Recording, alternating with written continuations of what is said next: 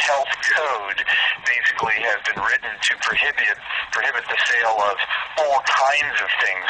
You know, you can't sell fresh juices any longer. I mean, they've gotten so involved in this ridiculous stuff that now the real question should be posed.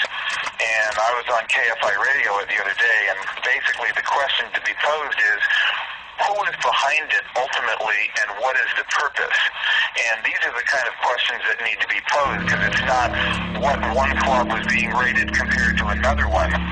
We have what's called a digital laser-guided temperature gun here that actually looks like somewhat like a gun. My question, which I have not posed to anybody, is, let's just say somebody had walked out one of our small walk-ins with that, you know, faced at one of these guys with a gun drawn. Maybe, just maybe, the other person would have pulled the trigger. These foods that have now been made illegal, raw goat milk, raw anything. I mean, especially raw products. I mean, you can't go to the Whole Foods and the farmer's market anymore because they're controlled by the health department.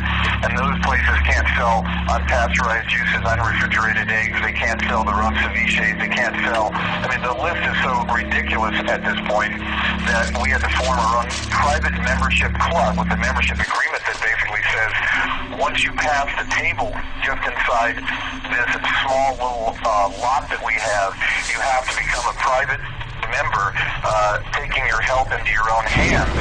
And so, you know, we've protected ourselves on that level, but, you know, there are probably 20 attorneys attached, and mothers and children and professionals and doctors and dentists and, you know, nurses and real estate people, actors, actresses that are all members of Rossum. So the outrage just on the attack of Rossum has been unbelievable. Everybody has stood up and said, no way.